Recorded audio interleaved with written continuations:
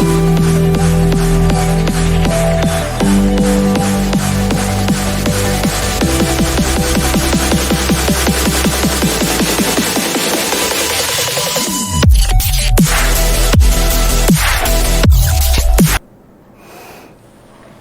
गुरु जी। चलो हम लोग पढ़ रहे हैं chapter 12 biotechnology and its application. इसमें आज हम लोग आगे बढ़ेंगे, जानेंगे, चैप्टर को फिनिश भी करना है। हेडिंग हम लोग का था कि बायोटेक्नोलॉजी एप्लीकेशन एग्रीकल्चर में क्या रोल निभाता सो। उसके बाद हम लोग पढ़ेंगे मेडिसिन, बायोटेक्नोलॉजी का एप्लीकेशन मेडिसिन में क्या होता है। उसके बाद ट्रांसजेनिक एनिमल पढ़ेंगे, इथिकल इशू पढ़ेंगे। चैप्टर को फिनिश करना है। तो बता चुके थे कि एप्लीकेशन बायोटेक्नोलॉजी में बहुत सारे होते हैं। इलाज करने में होता है थेरेपेटिक्स, जांच, बीमारी को जांचने में होगा डायग्नोस्टिक। जेनेटिकली मॉडिफाइड क्रॉप्स होते हैं जिसको हम लोग पढ़ ही रहे हैं। एग्रीकल्चर में प्रोसेस फूड, जितने भी पैकेट फूड होते हैं उसमें बायोटेक्नोलॉजी इस्तेमाल होते हैं। मतलब इन्वायरमेंट को ठीक करने में बायो रिमेडिएशन, जीन थेरेपी सब होते हैं। मोनिकल थेरेपी होता है, HIV का किट सब होते हैं, या जितने भी किट होते हैं, कोरोना का भी किट होते हैं, वो बायो रिमेडिएशन होते हैं। उसमें वेस्ट ट्रीटमेंट प्लांट में होते हैं, एनर्जी प्रोडक्शन में होते हैं। तो ये सब बता चुके थे आप लोग को बैक क्लास में। और 3 क्रिटिकल एरिया होते हैं बायोटेक्नोलॉजी वाले को। एक कि जो भी माइक्रोब्स बनाएगा या जो भी एंजाइम बनाएगा वो 100% काम करना चाहिए, बहुत सुंदर ढंग से काम करना चाहिए, और यथासंभव बेस्ट से बेस्ट काम करना चाहिए, तभी होगा।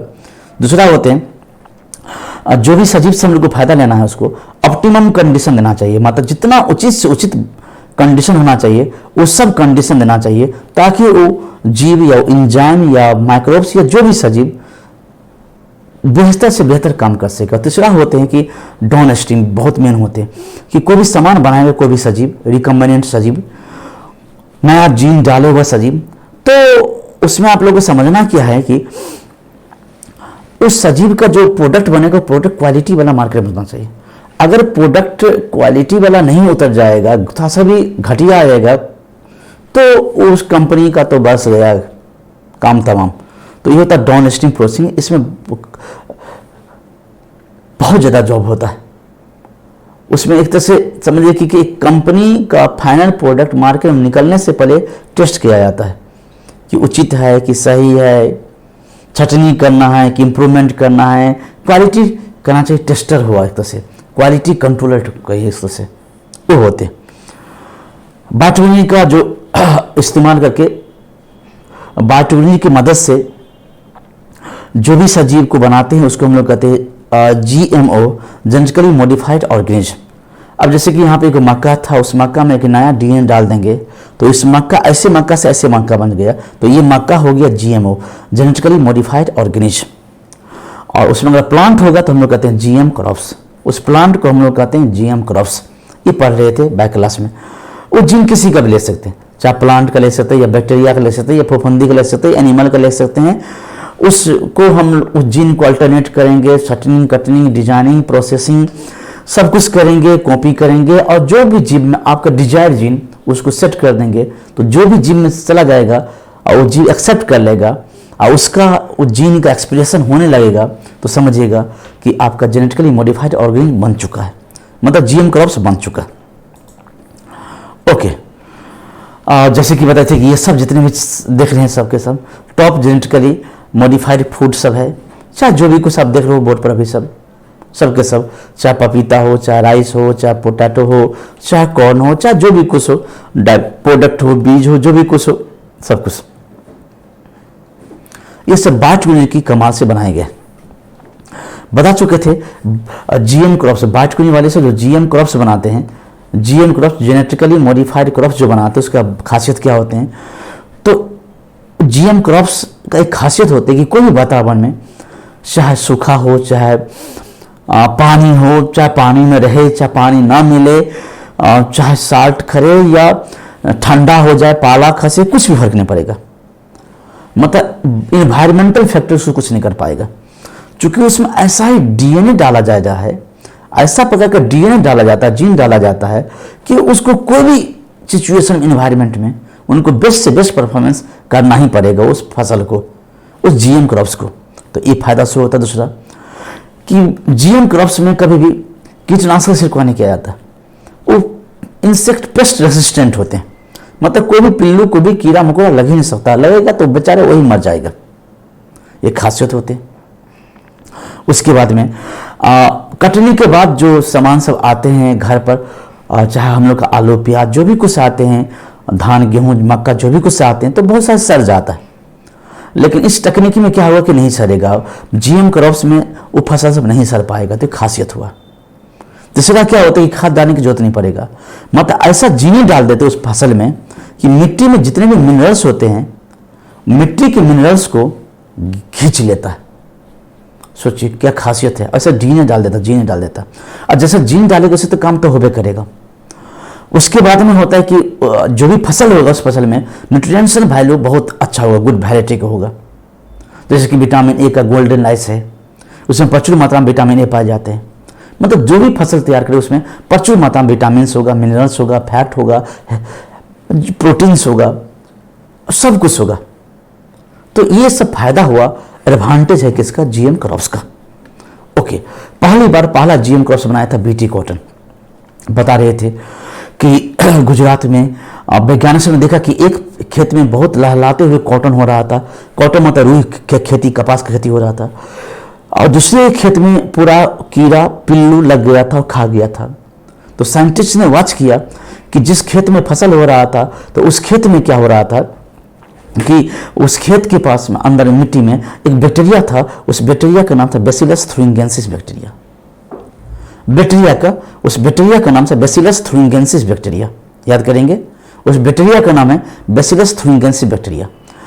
वो बैक्टीरिया टोबैको बर्ड वर्म को, आर्मी वर्म को, बीटल को, मच्छर को, मक्खी को, सबको मार देता है। बैक्टीरिया में गुण है।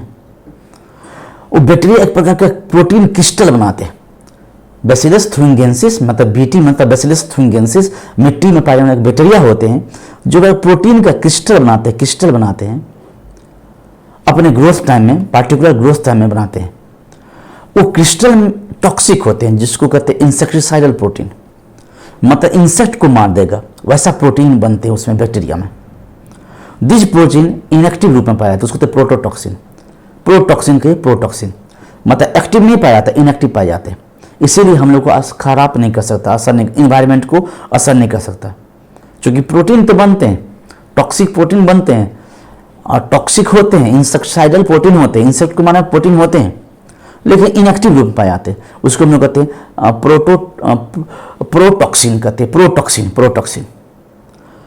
लेकिन जैसे वो प्रोटॉक्सिन, इनएक्टिव टॉक्सिन एक्टिवेट हो जाएगा, जब कोई पिल्लू खा लेगा, तो अब बचे उस बैक्टीरिया का वो प्रोटीन रहेगा, उसके पत्ता समय रहेगा, और उस पत्ता को कोई पिल्लू खा लेगा, ये फल को, फ्रूट्स को, क्रॉप्स को कोई पिल्लू खा लेगा, तो पिल्लू के अंदर में आंत में जाते ही, आंत मतलब गट में, इंसेक्ट के गट में जाते ही पीएच मान जब ये अल्कलाइन होगा, बेसिड होगा, 7 से ज़्यादा होगा, तो वो जो इंसेक्टिसाइडल प्रोटीन था इनएक्टिव प्रोटॉक्सिन, वो प्रोटॉक्सिन एक्टिव हो जाएगा, अब बन जाएगा टॉक्सिन में, एक्टिवेटेड हो जाएगा, और कीड़ा मकोड़ा के बिचला आंत के मतलब मिड गट के इपिथेलियम सेल से जुड़ जाएगा और उसमें छेद कर देगा, पोर बना के छेद कर देगा, और उसका इंटेस्टाइन जो होता है फट जाएगा, क्रैक हो जाएगा, बाद में पिल्लू मर जाएगा। जब इंटेस्टाइन ही फट जाएगा तो पिल्लू भी मर जाएगा, सिंपल बात है, उससे उसका जनसंख्या घट जाएगा, और ऐसा जितने पिल्लू होगा सब पिल्लू मर जाएगा, तो फसल अपने आप होगा। तो पहली बार ऐसा टेक्निक लगाया था बीटी कॉटन का। अब चलते हैं, स्पेसिफिक बीटी टॉक्सिन जीन होते उसमें, जिसको हम लोग कहते हैं कराइजीन, याद करना पड़ेगा। क्रिस्टल प्रोटीन होते हैं उसमें, जीन एक प्रकार का जीन होते हैं, डीएनए होते हैं, जो क्रिस्टल प्रोटीन को, इंसेक्टिसाइडल प्रोटीन को बनाने का काम करता है, वो जीन होता है। वो जीन का नाम है कराइजीन। वो कराइजीन बहुत सारे होते हैं, कराई फर्स्ट एसी होते हैं, कराई सेकेंड एबी होते हैं, कराई फर्स्ट एबी होते हैं। इस सब अपना अपना जीन अलग अलग प्रकार के पिल्लू को मारेगा, अलग प्रकार पिल्लू को मारेगा। अब जैसे कैसे कराई फर्स्ट एसी, क्वेश्चन पूछा गया है, cry first AC, cry second AB cotton boll worm को मतलब कॉटन के जो फसल होता है, क्रॉप्स होते हैं, मतलब फ्रूट्स होते हैं, उसमें कॉटन रहता है, रुई रहता है, उसमें जो घुस जाता है जो पिल्लू अभी दिखा रहे जस्ट, तो उसको मार देगा। वो जीन है कराई फर्स्ट AC, याद करना, कराई फर्स्ट AC, कराई सेकेंड AB। उसके बाद में मक्का सब में जो लगता है कॉर्न बोरर, मक्का सब के खा जाता है, अंदर में जाकर खा जाता है, या मक्का सब सड़ जाता है देखिएगा, तो उसमें होता है कॉर्न बोरर। तो उसको मारने वाला जो जीन है बेसिलस थ्रिंजेंसिस का, उसका जीन है कराई फर्स्ट AB। कराई सेकेंड AB था, अब कराई फर्स्ट AB। तो इसका कराई जीन होते, तो ये बात याद करना, कराई जीन। कराई जीन कौन बैक्टीरिया में? तो बेसिलस थ्रिंजेंसिस बैक्टीरिया में कराई जीन होते, ये बात को याद करना। वो क्या बनाते हैं? इंसेक्टिसाइडल प्रोटीन बनाते हैं, लेकिन वो प्रोटीन क्या होते हैं? इनएक्टिव होते हैं। उसको क्या कहते हैं? प्रोटॉक्सिन। लेकिन जैसे ही कीड़ा मकोड़ा के आंत में जाएगा तो उसके आंत की इपीथेलियम टिश्यू से जुड़ जाएगा, जो उसमें म्यूकोसा लेयर इतना स्ट्रांग नहीं रहते हैं। अब पिल्लियो तो है, अब वो तो अनडेवलप जीव है, वो तो एक लार्वा हुआ, पिल्लू एक लार्वा होता है। आंत बन जाएगा तो नहीं असर करेगा, लेकिन आंत नहीं बना रहता चूंकि अनडेवलप रहता, तो जैसे पिल्लू के मतलब पेस्ट के पोका के आंतर में आंत में जाएगा तो अल्कलाइन पीएच मान मिलेगा, मतलब पीएच मान 7 से ज़्यादा रहेगा, 8 या 9 जो भी कुछ रहेगा, लेकिन 7 से ज़्यादा रहेगा। तो उसमें वो इंसेक्टिसाइडल प्रोटीन जो इनएक्टिव था प्रोटॉक्सिन, वो एक्टिवेट हो जाता है। जैसे एक्टिवेट हो जाएगा तो उसके आंत से जुड़ जाता है और आंत में छेद कर जाता है, आंत को सूजन कर जाता है, और उसके बाद ब्रस्ट कर जाता है आंत, उसका पिल्लू मर जाता है। फिर कहे गुरु जी अगर कुछ जानवर खा लेगा तो जानवर को भी तो मार देगा। तो अभी क्या बोले कि हम लोग के पास में म्यूकोसा लेयर होते बहुत ज़्यादा मोटा, वो असर नहीं कर पाएगा। म्यूकोसा लेयर अपने उस प्रोटीन को लपेट लेगा। असर तो जानवर को भी कर सकता था, क्वेश्चन तो है, लेकिन जानवर को असर इसलिए नहीं करेगा, उसका म्यूकोसा लेयर इसमें लपेट लेगा, अपने में लपेट लेगा, तो शो होता है। इस तरह से बनाया जाता है। यही है टोबैको बर्ड वर्म है, कॉर्न ईयर वर्म है, आर्मी वर्म है, बीटल है, पिल्लू सब है, ये सब उस सबको मारने वाला जीन होते हैं कराई जीन में। अब यही है कॉटन बर्ड वर्म, कॉटन का तो चला गया, उसमें जो कॉटन रुई होता है उसको खा जाता है। यही इसमें बता दें कि जैसे बीटी क्रिस्टल जाएगा अंदर में, क्रिस्टल रहता है गोराबा हो जैसे होते हैं, वो प्रोटीन का बना हुआ टॉक्सिन होते हैं। जैसे ही आंत में जाएगा, मिडगट में जाएगा, तो अल्कलाइन पीएच मान में जब भी जाएगा तो एक्टिवेट हो जाएगा। अब जो कलर बदल के एक्टिवेट हो गया, उसकी इपीथेलियम टिश्यू से जुड़ जाएगा, आंत के इपीथेलियम टिश्यू से जुड़ जाएगा, अब बस जुड़ जाएगा, दिखा रहे कैसे जुड़ गया, अंदर में प्रवेश कर जाएगा मेम्ब्रेन को, अब बस सेल को मार देगा, सेल डेथ हो जाएगा। जब सेल डेथ हो जाएगा तो लार्वा भी क्या हो जाएगा? मर जाएगा, पिल्लू भी मर जाएगा। अब वैज्ञानिक ने क्या किया? अब उस बैक्टीरिया को, जीन को हर प्लांट में सेट कर दिया। इसीलिए BT tomato, BT brinjal, BT potato, बहुत सारे प्लांट बना लिया। बीटी जितने भी बीटी वाला फसल होगा समझिएगा इसी बैक्टीरिया के जीन से बनाया गया है। मतलब उस प्लांट में वो जीन को इनकोडिंग कर देता है, मतलब जोड़ देता है, एडिंग कर देता है। अब वो प्लांट हो गया paste resistant, insect pest resistant हो गया, पिल्लू से रेसिस्टेंट हो गया। तो ऐसे ही होते हैं। तो पहली बार ऐसे बनाया था बीटी टॉक्सिन। एक और बताएंगे आप लोग को, पेस्ट रेसिस्टेंट प्लांट जो होता है, इस सब जानते हो, सब देखे होंगे। इसको कहते हैं गाँव में गरार। और जिस पेड़ में अगर गरार रख गया, उस पेड़ का तो काम तमाम है। गरार मोटा सा जमीन में होते, एक निमेटोड होते हैं, पैरासाइट होते प्लांट का। मनुष्य में भी पैरासाइट हो सकते हैं, लेकिन मनुष्य में इतना नहीं हो सकते। एनिमल में हो सकते हैं, मनुष्य में हो सकते हैं, लेकिन प्लांट पर ज़्यादा असर करते हैं। मिट्टी में होते निमेटोड्स, निमेटोड्स में आते राउंड वर्म सब, हुक वर्म सब, पिन वर्म सब, बैग वर्म सब। तो एक निमेटोड्स है जिसका नाम है मेलोइडीगाइन इनकोग्नेसिया, बड़ा टफ नाम है। मेलोइडीगाइन इनकोग्नेसिया, मतलब गरार। अब इसको मारने का तरीका क्या वैज्ञानिक अपनाया है, इसको कैसे मारेंगे? तो एक प्रकार का आरएनए इंटरफेरेंस का इस्तेमाल करेंगे। आरएनए इंटरफेरेंस से क्या होगा कि इसका इन्फेक्शन जो होगा, मतलब जो इन्फेक्शन होगा प्लांट में, पैरासाइट ही परजीवी है, तो आरएनए इंटरफेरेंस को मार देगा। उसका क्या क्या कैसे कैसे किया जाता है, वैज्ञानिक ने क्या क्या किया, तो उसका प्रोसेस है कि डबल स्टैंडर्ड आरएनए को वायरस से निकाला जाता है। कोई भी वायरस मान लीजिए, उस वायरस में डबल स्टैंडर्ड आरएनए होते हैं, कुछ वायरस में, सब में नहीं। वो डबल स्ट्रैंडेड वायरस में से आरएनए को निकाला गया, उसको रीडायरेक्ट करता है,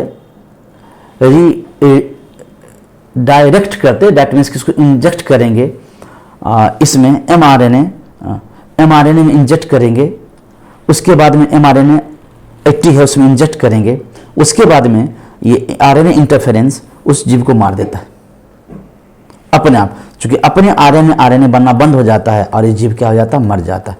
तो बहुत खतरनाक होते हैं, जिस भी प्लांट में लगता है प्लांट को खत्म कर देता है। तो इसका स्टेप क्या क्या है आरएनए इंटरफेरेंस का, तो सुनिएगा कि डबल स्ट्रैंडेड आरएनए प्रोड्यूस किया जाता है इंडोसियनली, मतलब कि अंदर भी और बाहर भी। डबल स्ट्रैंडेड आरएनए प्रोड्यूस करेंगे कोई वायरस से, चाहे उसके अंदर हो चाहे उसके बाहर हो, चाहे वो नेचुरली हो चाहे आर्टिफिशियली हो, बनाया जाता है। एक वेक्टर होते हैं जिसका नाम एग्रोबैक्टीरियम टूबिफेसियम बताते हैं। एग्रोबैक्टीरियम टूबिफेसियम एगो बैक्टीरिया होते हैं, उसमें डाला जाता है और उसको छोड़ दिया जाता है निमेटोड में। निमेटोड में जाएगा और जो उस प्लांट में लगा उस प्लांट पर छोड़ दिया, एग्रोबैक्टीरियम टूबिफेसियम को छोड़ दिया। एग्रोबैक्टीरियम टूबिफेसियम बैक्टीरिया है, एगो वेक्टर हुआ, उसमें डबल स्ट्रैंडेड आरएनए मतलब आरएनए इंटरफेरेंस कहते हैं। उस आरएनए इंटरफेरेंस को क्या करेंगे, डबल स्ट्रैंडेड आरएनए को क्या करेंगे, जो वायरस से पैदा करेंगे। वायरस जो भी आरएनए डबल स्ट्रैंडेड आरएनए पैदा किए वायरस से, चाहे वो अंदर हो चाहे बाहर पैदा किए, उसको क्या करेंगे, एक वेक्टर में डालेंगे, मतलब कॉपी करने वाला जीव में डालेंगे। वो बैक्टीरिया है, उसका नाम है एग्रोबैक्टीरियम टूबिफेसियम। उसको प्लांट में डाल देंगे, टोबैको में तो टोबैको प्लांट में, जो प्लांट में अगर आ जाएगा उस प्लांट में डाल देंगे। और उस प्लांट में वो वेक्टर से मतलब एग्रोबैक्टीरियम टूबिफेसियम से जीन चला जाएगा हर एक सेल में, प्लांट के हर सेल में चला जाएगा। डिवीजन करेगा तो 1 से 2 से 2 से 3 से जाते जाते सब सेल में चला जाएगा। अब उसके सेल को अगर खाएगा, निमेटोड्स खा लेगा तो उसको सीधे मार देगा, मतलब वही गरार सीधे मर जाएगा। तो बस इसमें यही प्रोसेस बता रहे हैं, इसमें कोई नया बात नहीं। अब इसमें यही दिखा रहा है कि dicer mediated cleavage DS RNA हुआ, उसको तोड़ा जाता है तो ऐसा आरएनए कहते हैं उसको। उसके बाद में उसको एक इंजाइम का है उसके द्वारा दिया जाता है, फिर उसके बाद में बाइंडिंग किया जाता है, एमआरएनए से जोड़ा जाता है। उसके बाद मैसेंजर एंड टारगेट जीव में चला जाएगा, मतलब निमेटोड्स में चला जाएगा, मतलब गरार के नाम चला जाएगा और उसके आरएनए को तोड़ देगा ये।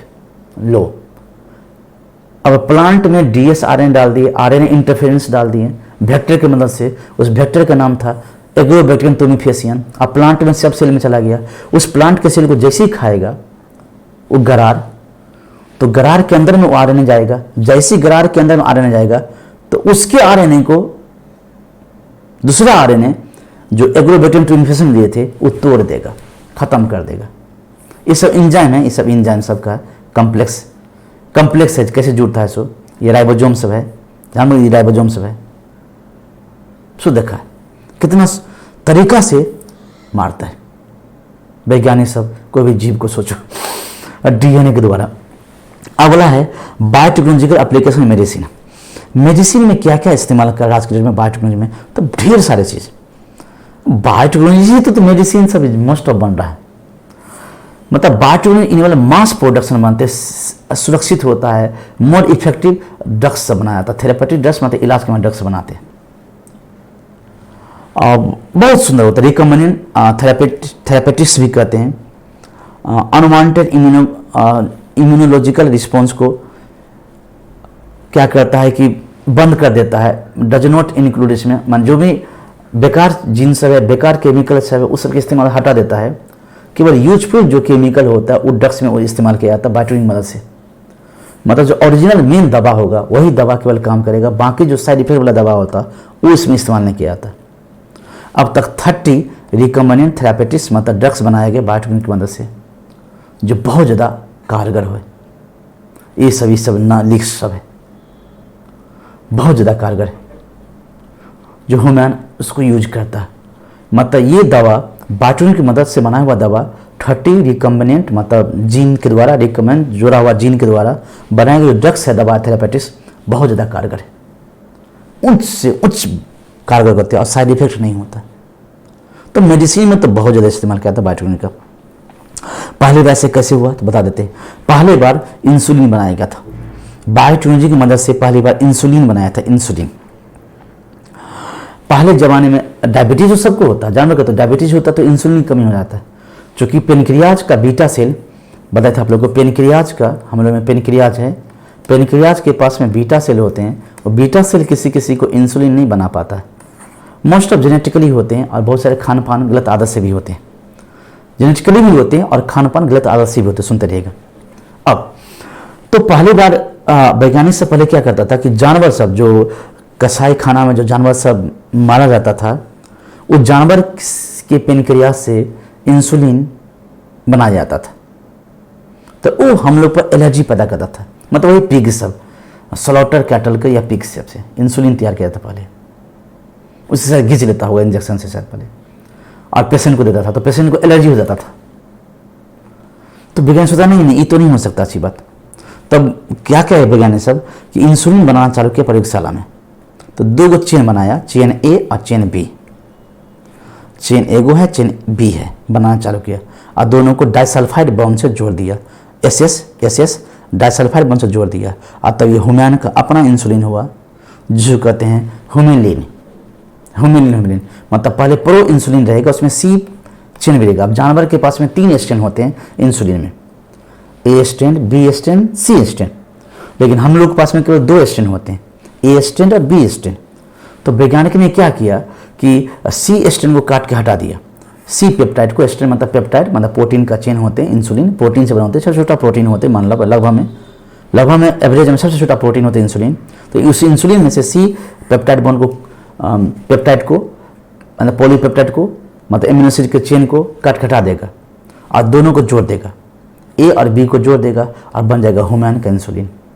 तो पहली बार ऐसे किया था। तो पहली बार ऐसे कैसे किया था, किसने किया था बता देते हैं, इसको पहले बाद में बताते हैं। कंपनी का नाम था, कंपनी का नाम था इल्ली लिली, अमेरिकन कंपनी, बहुत सुंदर नाम है इल्ली लिली, अमेरिकन कंपनी थे।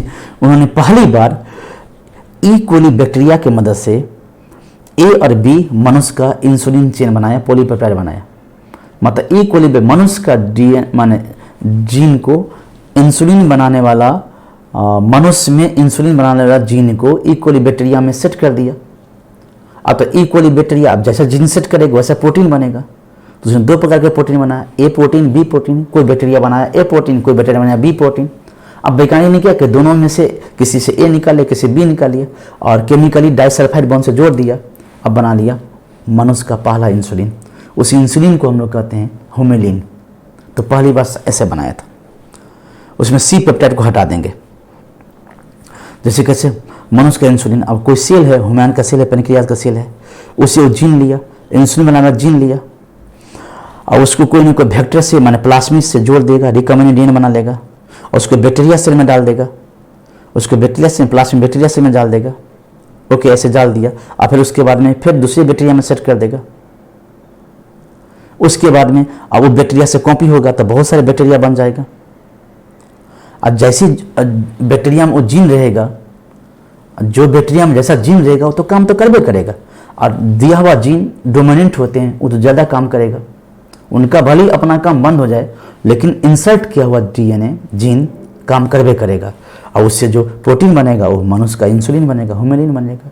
उसको जमा कर लेगा और मार्केट में सेलिंग करेगा, ह्यूमन इंसुलिन बन गया। सिंपली बात। उसको उससे बैक्टीरिया को तोड़ फोड़ देगा, मार देगा, उससे प्रोटीन निकालेगा, पृथक करके आइसोलेशन करके केमिकली। इस सब काम सब साइंटिस्ट करते हैं या फार्मासिस्ट करते हैं, फार्मास्यूटिकल्स करते हैं, फार्मेसी वाले सब करते हैं इजी रूप में। तो ऐसे इंसुलिन बनाते हैं मनुष्य का जो साइड इफेक्ट नहीं करता। तो मेडिकल फील्ड में बायोटिन का ये रोल था। अगला जीन थेरेपी। आज के डेट में क्या किया जाता है, अगर बाय द वे कि जीन किसी का खराब हो गया है तो सीधे जीन उसमें सेट कर दिया जाता है। लो, अगर किसी का जीन खराब हो तो सीधे उसमें जीने सेट कर दिया। अब जैसे अब खराब जीन है, डिफेक्टिव जीन है, और उसके बदले में अगर नया करेक्ट जीन डाल देंगे तो कोई भी बीमारी तो अपने आप इलाज हो जाएगा। ऐसा पहली बार कब किया था तो 1990 में किया था। 4 साल की ओल्ड बचिया पर उसको एक बीमारी था, बीमारी का नाम था एडेनोसिन डायमिनेज डिफिशियंसी। एडेनोसिन डायमिनेज डिफिशियंसी, जो एडेनोसिन होते एडेनिन से एडेनोसिन डायमिनेज डिफिशियंसी था। ये एडेनोसिन डायमिनेज बहुत कारगर होते हैं हम लोग के इम्यून सिस्टम को मेंटेन करने के लिए। तो उस 1990 ईस्वी में पहली बार क्लिनिकल जीन थेरेपी उसी बचिया में किया था। उसको बीमारी था एडेनोसिन डायमिनेज डिफिशियंसी, मतलब ADA डिफिशियंसी। और उसमें एंटीबॉडी बनबे नहीं करेगा, मतलब डैट मीन्स कि उसमें बी सेल टी सेल फाइटे नहीं कर पाएगा, इम्यून सिस्टम डेवलप होबे नहीं करेगा, तो कोई भी आदमी मर जाएगा। तो वैज्ञानिक ने वही किया था। जो 20वां नंबर क्रोमोसोम पर वो जीन रहते हैं, वो जीन रहते 20वां नंबर क्रोमोसोम पर हम लोग में एडेनोसिन डायमिनेज इंजाइम बनाने वाला एक इंजाइम होता है। वो इंजाइम जिम्मेवार होते हैं बी सेल और टी सेल को लड़ाई करने के लिए, दूसरे सजीव को पैथोजेन को मारने के लिए। वो इंजाइम है एक प्रकार का एडेनोसिन डायमिनेज। एज जैसी एज लगेगा तो इंजाइम हुआ, हम लोग जानते हैं 20वां नंबर क्रोमोसोम होते हैं। तो वैज्ञानिक ने क्या किया, करेक्ट कर दिया जीन को, सीधे बाहर से जीन उसमें डाल दिया 20वां नंबर क्रोमोसोम पर। उसके बाद बच्चिया ठीक हो गया। तो पहली बार ऐसा किया गया था जीन थेरेपी, जीन से बीमारी को इलाज करना 1990 ईस्वी में 4 साल ओल्ड गर्ल बचिया पर, 4 साल ओल्ड गर्ल बचिया पर ऐसा प्रयोग पहली बार किया था। अब वही कि पहले अब बोन मैरो में भी ट्रांसप्लांटेशन करना, बहुत सा तरीका होते हैं। बोन मैरो में भी ट्रांसप्लांटेशन कर सकते हैं, क्योंकि उससे सेल बनता है बी सेल टी सेल। तो उसी में बोन मैरो में अगर दे देंगे जीन को, तो उसी से बी लिम्फोसाइट टी लिम्फोसाइट बनेगा, तो ऑलरेडी उसमें जीन चला जाएगा। शो होता है, ऐसा शो किया जाता है। कभी कभी कल्चर करके किया जाता है, ब्लड को निकाल कर किया जाता है, उसमें उसके WBC में टी एंड बी सेल में इंसर्ट किया जाता। तो बहुत सारे तरीका होते। किसी किसी को इम्ब्रियो में, अर्ली स्टेज के इम्ब्रियो में सेट किया जाता जीन को। तो अनेक तरीका से इलाज किया जाता जीन थेरेपी के द्वारा आज के डेट में, लेकिन महंगा होते, ये बहुत ही महंगा होते, सस्ता नहीं होते, बहुत ज़्यादा महंगा होते। अब ऐसे ही है, मानिए कोई वायरस है, उस वायरस में कोई जीन डाल दिया, करेक्ट जीन डाल दिया, और उसको सेल में सेट कर देंगे, तो सेल के अंदर में तो जब करेगा, वो DNA से जुड़ ही जाएगा। तो करेक्ट जीन है, वायरस में सेट कर दिए करेक्ट जीन, वो करेक्ट जीन वाला वायरस को सेट कर दिए, सेल पर छोड़ दिए, इन्फेक्ट कर दिए, तो वो वायरस का DNA तो अंदर जब करेगा, तो साथ में करेक्ट जीन भी अंदर चला जाए, न्यूक्लियस में जुड़ जाएगा। डिफेक्टिव जीन के बदले में करेक्ट जीन जुड़ जाएगा, इजी रूप में काम करना चालू कर देगा। तो वैज्ञानिक बहुत आगे बढ़ चुका है इसमें, बायोटेक में बहुत ज़्यादा आगे बढ़ चुका है। अब है मोलिकुलर डायग्नोसिस, इलिसा टेस्ट होते हैं, पहले PCR होते हैं जानवर का। तो इलिसा टेस्ट में इंजाइम लिंक्ड इम्यूनोसॉर्बेंट टेस्ट होते हैं, जो पहले एड्स का AIDS एड्स का या HIV पॉजिटिव निगेटिव उसको चेक किया जाता था। आजकल तो किट आ गया, PCR होते हैं, DNA का कॉपी करते हैं। तो इस सब से मोलिकुल, किसी भी मोलिकुल को पहले बीमारी होने, अब हम लोग के एरिया में कोई भी डॉक्टर कभी भी चेक करे कोई बीमारी को, जो बहुत दिन बीमारी हो जाता है तब चेक कर सकता है। सुनते रहिएगा। अब पेशेंट भी पहले डॉक्टर पास नहीं जा पाते हैं, लेकिन मोलिकुलर डायग्नोसिस में क्या करता है कि मोलिकुल से बीमारी क्या होने वाला है और क्या होगा वो अर्ली पहले पता कर लेता है। PCR के द्वारा DNA कॉपी करके कर लेगा, उस DNA का जीन को एनालिसिस करेगा, विश्लेषण करेगा। इलिसा टेस्ट किट होगा, वो किस से पता कर लेगा, मतलब बीमारी होने से पहले बीमारी को अर्ली डिटेक्ट कर लेगा।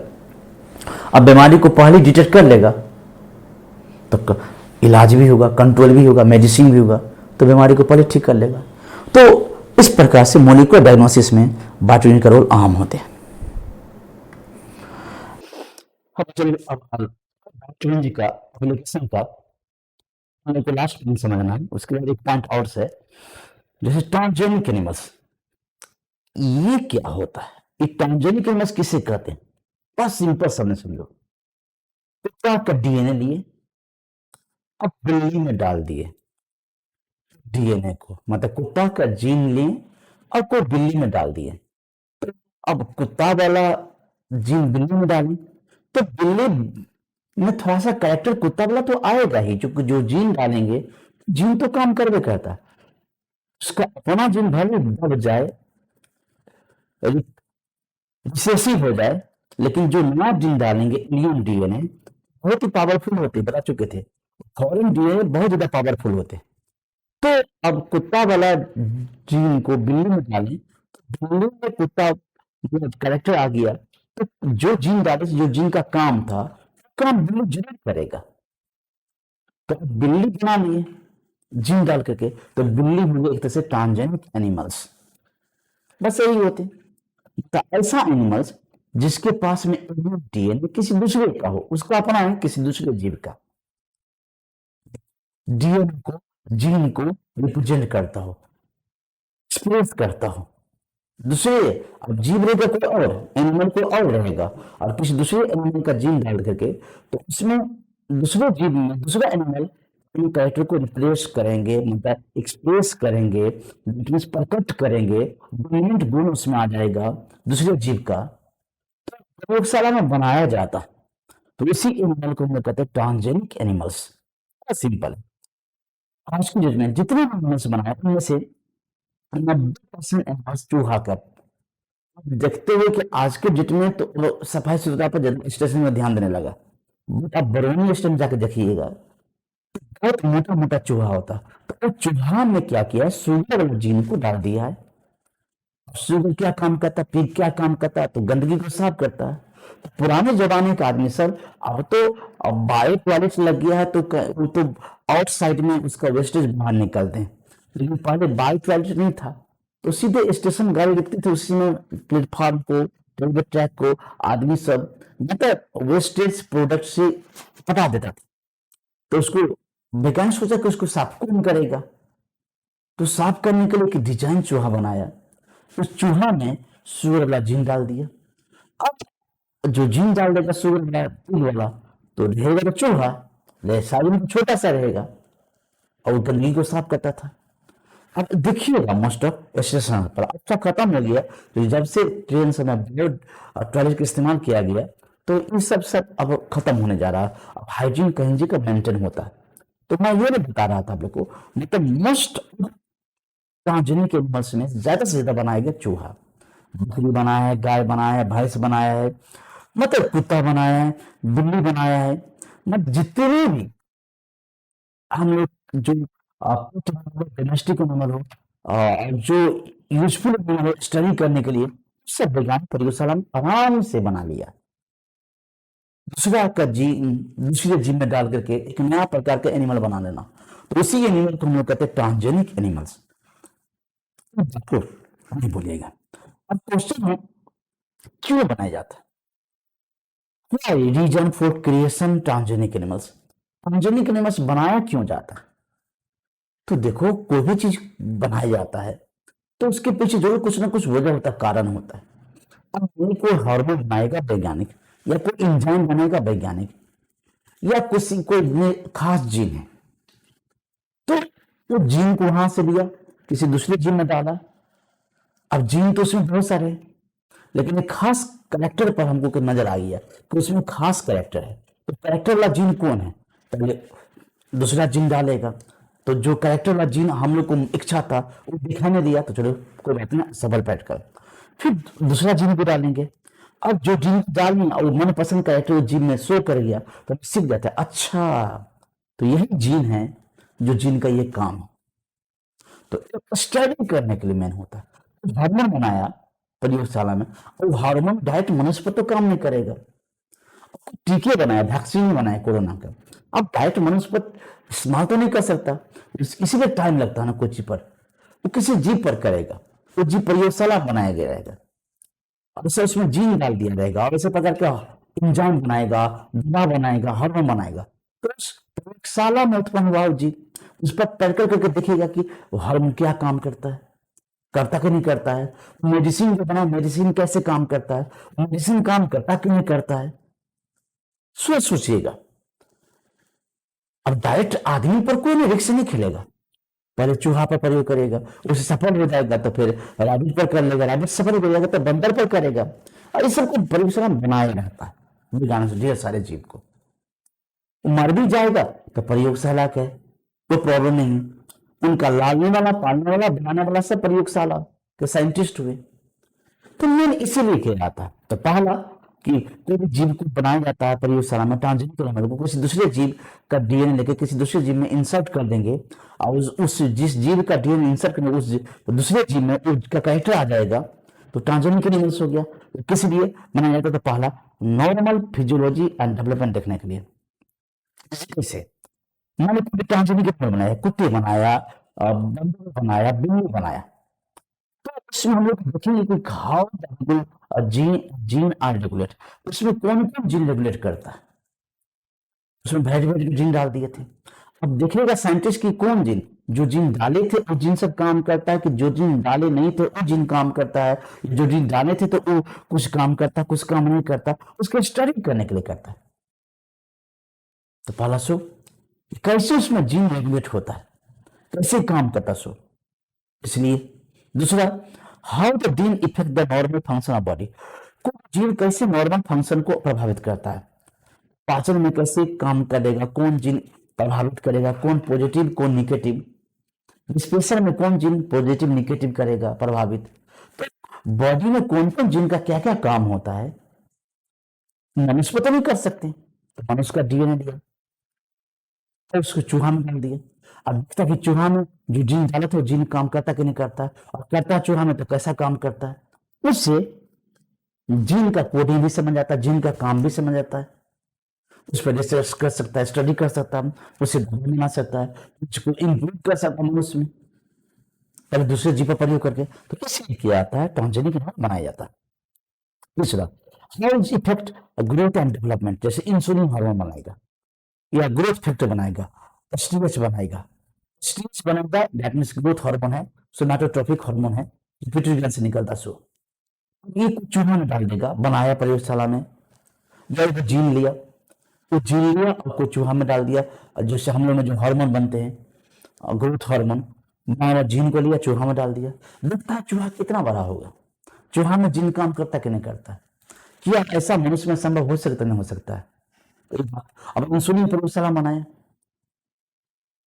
प्रोड्यूसर मनुष्य में काम करेगा कि नहीं करेगा, तो मनुष्य पर तो प्रयोग नहीं करेगा, तो पहले बनाएगा ट्रांसजेनिक चूहा पर करेगा, उसमें सफल होगा दूसरा जीव पर, उसमें सफल होगा दूसरा जीव पर, और जो सब सफल हो जाएगा तो मनुष्य को निकाल दिया जाता है। तो इसीलिए ट्रांसजेनिक एनिमल्स को पैदा किया जाता है। ये की कमाल है, कुछ भी बना सकता आज के डेट में, खिलौना बनाता है, डीएनए के साथ हंसी मजाक ठट्ठा करते रहता है, नया नया जीव खिलौने से बनाते रहता है, और देखता है कि कैसे कौन काम करता है। चूहा में बंदर वाला बंदर में, कुत्ता वाला कुत्ता वाले में, बिल्ली वाला कुछ भी हेर फेर करते रहता है, और देखते रहता उसे कैसे कैसे बनता है, वैरायटी वैरायटी का। सच कर तू वैरायटी रंग बिरंगा जीव सब को बनाते रहता है, वो सब मैंने खिलवाड़ करता है, हंसी मजाक करता है डीएनए के साथ में, उसका डीएनए उसमें, उसका डीएनए उसमें, लेकिन पर्पस क्या रहता है, मकसद क्या रहता है, स्टडी करना, जीन का कैरेक्टर का स्टडी करना, फंक्शन का स्टडी करना, मतलब उसमें काम होता कि नहीं होता है, कौन जीन डालेंगे तो उसका कौन काम रुक गया, दूसरा कौन काम स्टार्ट हो गया, तो इसलिए बनाया जाता है। तो ट्रांसजेनिक इसलिए बायोलॉजिकल रिजल्ट में अहम भूमिका निभाते हैं। दूसरा, डिजीज को देखने के स्टडी करने के लिए, वो डिजीज होती है, अब जैसे अर्थराइटिस है, रूमेटिक अर्थराइटिस है, अल्जाइमर्स है, सिस्टिक फाइब्रोसिस है और कैंसर है, ये सब हम लोग के स्विंग बॉडी में होता है। जेनेटिकली कर सकते हैं, 100% जेनेटिकली भी नहीं कर सकते। कैंसर भी के लिए जीन होते सोया हुआ, सिस्टिक फाइब्रोसिस इम्यूनिटी बीमारी होते हैं, जो उसका इससे फटने लगता है, होता है सिस्टिक फाइब्रोसिस। रूमेटिक अर्थराइटिस बातरस होते हैं, गठिया के रूप होते हैं, अल्जाइमर्स मतलब यादाश्त भूल जाते हैं बूढ़ा में। और ये बीमारी सब सीधे आदमी पर प्रयोग नहीं कर सकते हैं, क्योंकि बीमारी सब वाला जीन को आदमी से निकालेंगे, चूहा में डाल देंगे, कुत्ता में डाल देंगे, बंदर में डाल देंगे, और उसमें देखेंगे कि कैसा लक्षण होता है, किस प्रकार का लक्षण होता है, और दवा बना बना के उस जीव पर डालते रहेंगे, देखते रहेंगे बीमारी किस दवा से, किस मेडिसिन से ठीक होता है। तो एक तरह से वो रिसर्च के लिए हो गया, अनुसंधान के लिए हो गया, स्टूडेंट के लिए। इसलिए नए वैरायटी के खिलौना से बनाते रहते हो सब जीव का, बीमारी को अध्ययन करने के लिए, सीधे मनुष्य पर प्रयोग कर सकते हैं। उसके बाद में बायोलॉजिकल प्रोडक्ट नया नया दवा से बनाते रहते हैं, अब एक दवा है जैसे कि एक बीमारी है इम्फेसिमा जो सिगरेट से पीते रहता है, उसका ब्रोंकियल से सिकुड़ जाता है, ये धुआं सब गर्दा सब डस्ट सब सीमेंट के फैक्ट्री में चूना के फैक्ट्री में काम करता था, तो उसका लंग्स सब खराब होने लगता है। कॉटन धागा के फैक्ट्री में काम करता है, उसका लंग्स सब खराब हो जाता है, डस्ट हो जाने लगता है, सिलिया से रुक जाता है। तो उसमें वैज्ञानिकों ने एक दवा बना लिया, उस दवा का नाम है अल्फा वन एंटीट्रैप्सिन। ये दवा बनाया है कोने को जीभ से जीन डाला था, वो जीभ से दवा बनाया और वो दवा प्रयोग कर रहा है इम्फेसिमा में, जो पहला इलाज समझता था बीमारी को इलाज कर रहा है। तो बहुत सारे जीव सब बनाता है दवा ताकि उससे दवा बना सके, उसका प्रोडक्ट निकाल करके प्यूरिफाइड करके शुद्ध करके एसोलेट करके निरर्थक करके पृथक करके फिल्ट्रेट करके एक दवा बना सके, इसीलिए क्या आता है। और प्रोटीन बना है जिस प्रोटीन का नाम है फेनिक्यूरिया बोले थे, अब बताए थे आप लोग को। तो एक प्रकार का जो फेनिक्यूरिया को और साइस्टिक फाइब्रोसा को इलाज करेगा प्रोटीन बना चुका है, तो बायोलॉजिकल प्रोडक्ट हुआ ये। टांजनिक को बनाया था पहली बार रोजी था, पहला को टांजनिक को बनाया था रोजी था, पहला चूहा बनाया था 1981 ईस्वी में टांजनिक एनिमल्स। कुलोन आखिर में पहला कुलोन बनाया था डॉली नाम के कुलोन भेड़। तो बहुत सारी चीज से बनाया, मनुष्य की प्रोटीन भी बनाया है जो मिल्क में रहेगा उसमें, अब कोई भी घर में वो जीन डाल देगा, अब मनुष्य को प्रोटीन चाहिए। अब जैसे कि अमेरिका में तो माँ अपने बच्चे को दूध नहीं पिलाते हैं, तो उसमें वहां से गाय से दूध आता है, लेकिन उस गाय में दूध तो रहता है गाय का, लेकिन उसमें जितने भी प्रोटीन होते सब प्रोटीन मनुष्य वाला रहता है, क्योंकि मनुष्य के दूध बनाने वाला जीन को गाय में सेट कर दिया, वो जी गाय। अब उससे दूध होगा, वो दूध मनुष्य कि मदर में जो मदर का जो दूध का क्वालिटी होता है वो दूध के बराबर होगी, तो इसीलिए उसने बच्चे को दूध नहीं पिलाता है। ऐसा गाय बना ले, वो सब इतना डेवलप है।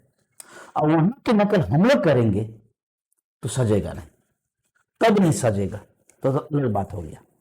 तो बायोलॉजी के प्रोडक्ट के लिए ट्रांसजेनिक एनिमल को बनाते हैं, स्टडी के लिए ट्रांसजेनिक एनिमल बनाते हैं, स्टडी फिजियोलॉजी को अध्ययन करने के लिए, जीन को काम करने का अध्ययन करने के लिए, जीन को पकड़ने के लिए, जीन कैसा काम करता है उसको समझने के लिए, जीन कैसा नियंत्रित होता है उसको समझने के लिए जीव से बनाते हैं, ट्रांसजेनिक एनिमल्स बनाते हैं।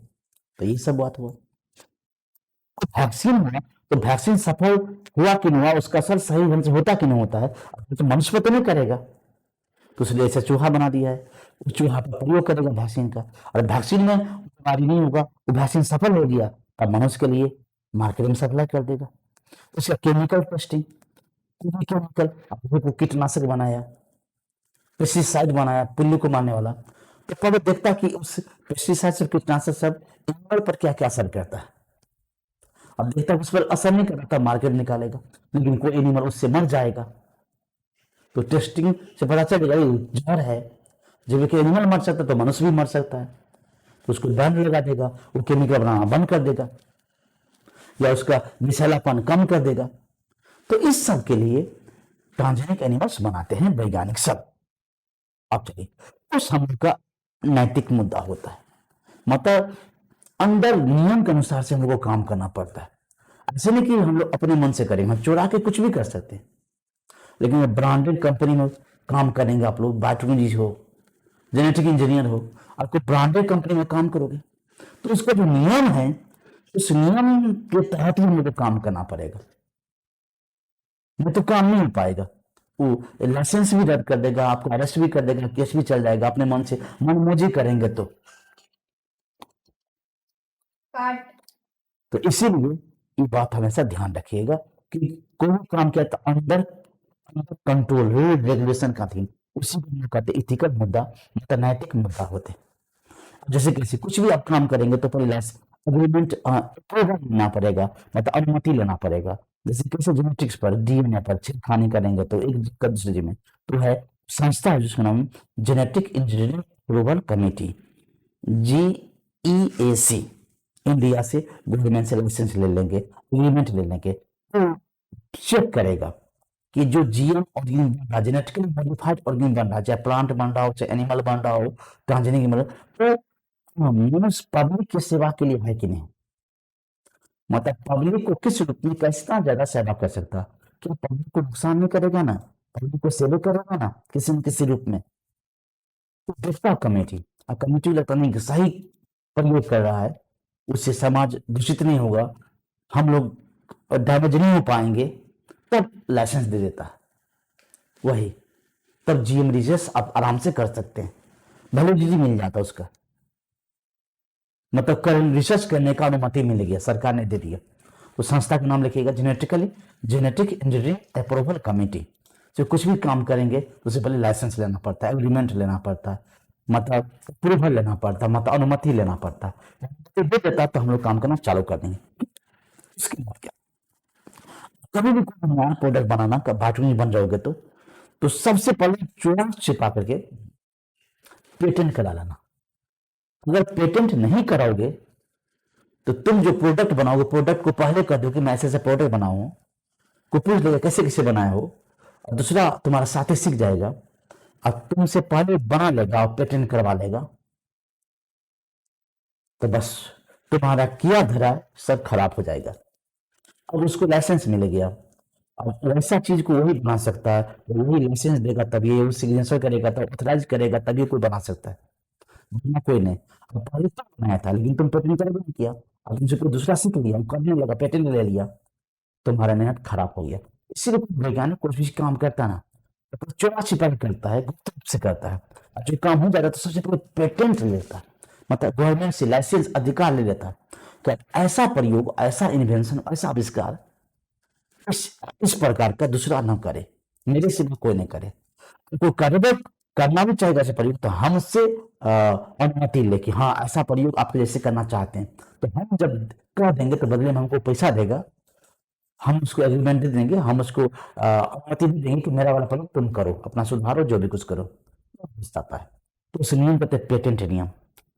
और बायोलॉजिकल चीज पर, जो भी प्रोडक्ट पर, चाहे जो कोई जीव बनाना है, पेटेंट में हर चीज में आते हैं। एक मोबाइल भी कोई नया प्रकार का बनाता तो पेटेंट ले लेता कि उस प्रकार का मोबाइल दूसरा आदमी नहीं बना सके, कुछ भी चीज। एक किताब भी छापता तो कॉपीराइट ले लेता, कोई गाना भी गाता तो कॉपीराइट लेता, तो वही एक पेटेंट का ही नियम हो। जैविक जीव से कोई सामान निकालना है, कोई सामान बनाना है जीव से, या जीव को नया बनाना है, तो उस पेटेंट को नाम दिया बायो पेटेंट। बायो पेटेंट नाम दिया, बायो पेटेंट नाम दिया, याद करिएगा।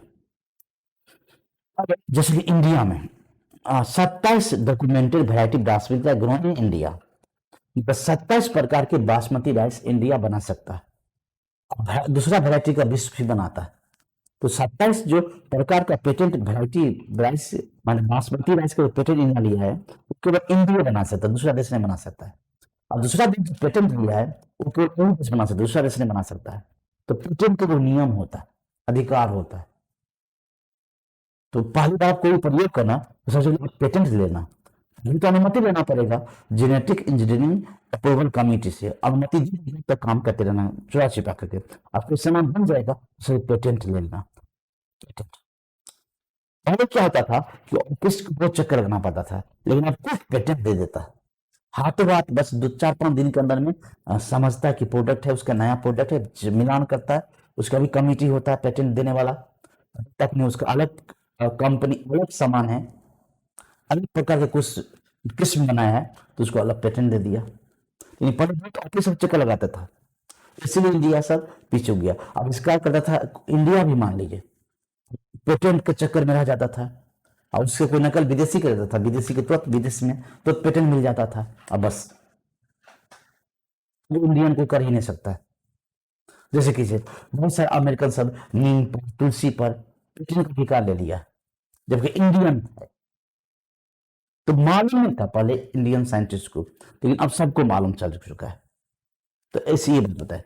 अगर ऐसे 84 कोई भी काम करेगा, कोई भी जीप पर हो या प्लांट्स पर हो, या तुम जो बनाए उस पर काम करेगा कोई भी, अब तुम्हारा पेटेंट है, अब उस पर कोई, तुम कुछ चीज बनाया, उसी पर दूसरा आदमी काम कर रहा है, वही चीज बनाएगा, वही दवा बनाएगा, मेडिसिन बनाएगा, या प्रोटीन बनाएगा, या हार्मोन बनाएगा, इंजाइम बनाएगा, या वैक्सीन बनाएगा तुम्हारे जैसे, या क्रीम बनाएगा, या साबुन बनाएगा, जो भी कुछ जीव से, सजीवों के द्वारा मदद से। अब तुम पेटेंट लिए हो, लेकिन दूसरा चुरा के कर लेगा, नाम बदल देगा, तो उसको बायो पेरेसी, परासी में आ गया वो। अब उस पर तुम केस भी कर सकते हो, तुमको पता चल जाएगा तो इसलिए उसके भी नियम होता है कि कोई भी मल्टीनेशनल कंपनी इंडिया में आएगा तो इंडियन सरकार से ऑथोरिटी ले लेगा कि मैं इस चीज पर काम करूंगा, और अनुमति देते हैं तो मैं काम करूंगा। मतलब आपका जो देश का संपत्ति है, वायु का जो ये पैरेसी है, मतलब धन संपदा है आपका देश का, प्लांट सब हो, एनिमल सब हो, तो उस पर मैं प्रयोग करना चाहता हूँ, अनुमति दे रहे हैं तो इंडियन सरकार कहेगा हाँ दे रहे हैं, बदले में तुमको पैसा दो, तब बायो पॉलिसी के अंतर्गत नहीं आएगा।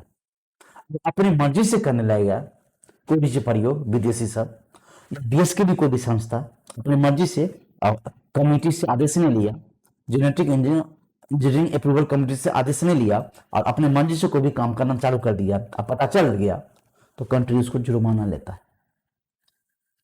जो भी होता है, जितना सेलिंग होता है, जितना प्रोडक्ट बेचा है, उनको कहता है लाओ चुरा के तुम इतना देना, बगैर लाइसेंस का क्यों इतना देना बनाया, इतना क्यों बेच रहा है,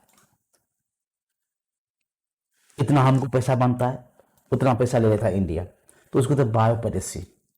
तो बस इथिकल इशू में इतना ही आते हैं। कोई भी काम नया करेंगे तो पहले अनुमति लेना पड़ेगा, क्योंकि जीन का बात है, रिसर्च की अनुसंधान की बात है, चाहे प्लांट नया बनाए, एनिमल नया बनावे, उसके नया चीज कोई बनाओगे तो पेटेंट करा लोगे, और बायोलॉजी का जो प्रोडक्ट होता है उसको तो बायो पेटेंट करवा लोगे।